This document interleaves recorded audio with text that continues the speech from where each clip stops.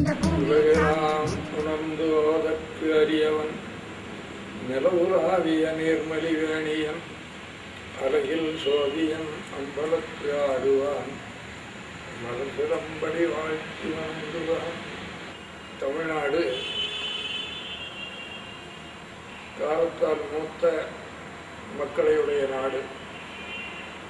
கல்தோன்றி மண்தோன்றா காலத்தே தோன்றியவர்கள் என்று காட்டுவார்கள்.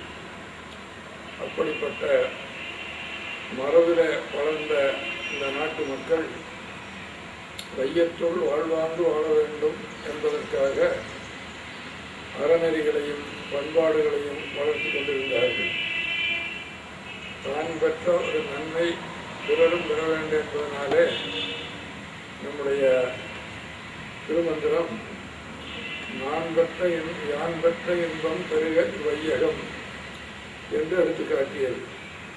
தனக்கு மட்டும் இன்பமாக இருக்க வேண்டும் என்பதில்லை, உலகிலே எங்கும் இன்பம் செழிக்க வேண்டும் என்பது தமிழர்களுடைய கொள்கை. விளக்கேற்றினால் அது பெருமையை தருவது மட்டுமல்ல, புனிதத்தை தருவது, மன அழுக்கை போக்கி இருளகற்றி இன்பம் பயப்பதற்குரியது. அதனாலே திருவள்ளுவர் சொன்னார், இருள் நீங்கி இன்பம் பயக்கும் என்று காட்டினார். அப்படி இன்பம் பயக்கின்ற முறையிலே அந்த பொங்கல் திருநாளை கொண்டாடுகின்ற புனித நிலையை தமிழர்கள் ஏற்று போற்றுகிறார்கள். இன்னார் இணையர் என்றில்லாமல் அனைவரும் போற்றுகிறார்கள். உயர்ந்தோர் தாழ்ந்தோர் என்றில்லாமல் எல்லோரும் பொங்கலை கொண்டாடுகிறார்கள். இளையவர் பெரியவர் என்பதில்லாமல் அனைவரும் மகிழ்ந்து கொண்டாடுகின்ற பொங்கல் திருநாள். அந்த பொங்கலை அனைவருக்கும் படைத்து அனைவரும் உண்டு மகிழ்கின்ற மகிழ்ச்சியிலே தங்களுடைய மனம் வளம் பெற்று வாழ்கின்றதற்குரியதாக அமைதியை பெறுவதை இந்த பொங்கல் திருநாள் காட்டியிருக்கிறது.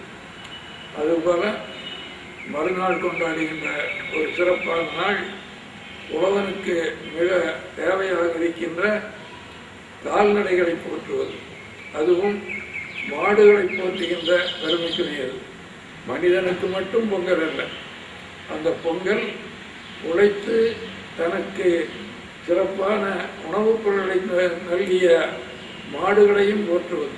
சங்கரிக்கு புறம் சொன்னால், உழவனுடைய வாழ்க்கைக்கு உறுதுணையாக இருப்பது மாடுகள். அந்த மாடுகள் என்ன செய்கின்றன?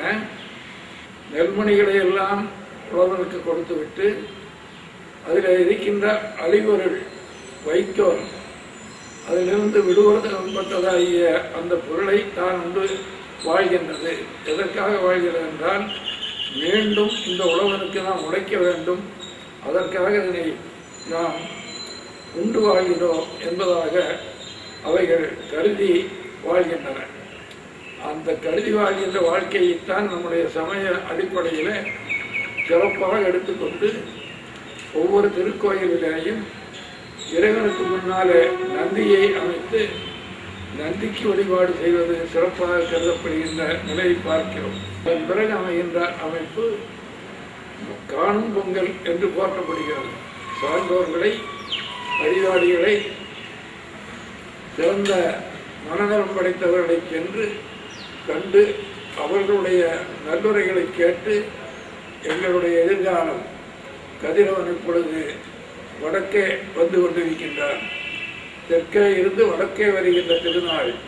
ஆதரினாலே இந்த கதிரவனுடைய திருநாளிலே அவனுடைய ஒளி எப்படி இந்த உலகையர்களை வாழ்விக்கிறதோ அதுபோல உலக உயிர்களை வாழ்விக்கின்ற அருமையான அருள் சொற்களை வழங்கிய அருளாளர்கள் வழியில் இருக்கின்ற பெரியோர்களை காண்பது மிகச் சிறப்பு என்பதனாலே தமிழன் தன்னுடைய மரபிலே நின்று முதல் நாள் பொங்கிய பொங்கலை எல்லோரும் உண்டு மகிழ்ந்து, இரண்டாம் நாள் உழைப்புக்குரிய வகையிலே உழைப்பினத்தை போற்றி, மூன்றாம் நாள் அறநெறியிலே பண்பிலே தலை சிறந்து விளங்க வேண்டும். அதற்கு வழிவழியாக வருகின்ற அருளாளர்களுடைய நல்லுரைகள் தேவை.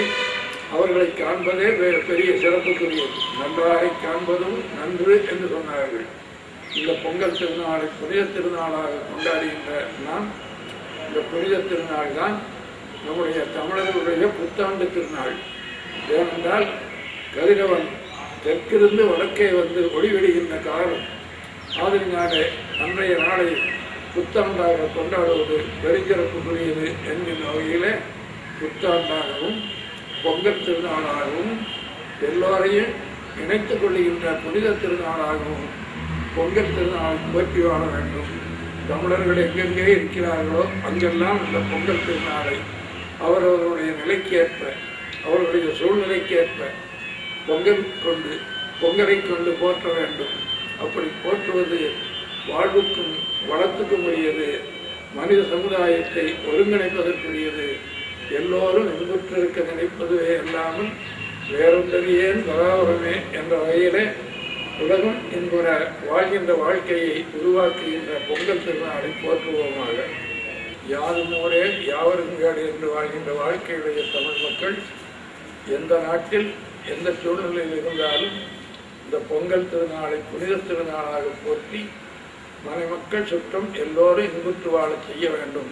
அப்படி வாழ்வதற்குரிய வாழ்க்கையை இறைவன் தருவார். கழித்து கலந்ததவர் காதத்தசியோடு காவிரிவாய் குளித்து தொழுது முன் நின்ற இப்பத்தரை கோதில் சென்றேன் தெளித்து சுவையமுது ஊட்டி அவர்கள் சூழலுப்ப அடித்து பெருஞ்செல்வமாக்கும் ஐயன் ஐயாரன் அடித்தளம் என்று அப்பரடிகள் இந்த சுவையமுது ஊட்டுகின்ற பெருமையை எடுத்து காட்டியிருக்கிறார். அதனாலே உலகில் வாழ்கின்ற தமிழ் பெருமக்கள் செந்தமிழ் நெறியில தம்மை இணைத்துக் கொள்ளுகின்ற இணைப்பாளர்கள் அத்தனை பேரும் இந்த பொங்கல் திருநாளில் இனிது வாழ வேண்டும். எல்லா நலங்களும் பெற்று நீடு வாழ வேண்டும். மண்ணில் நல்ல வண்ணம் வாழ வேண்டும் என்று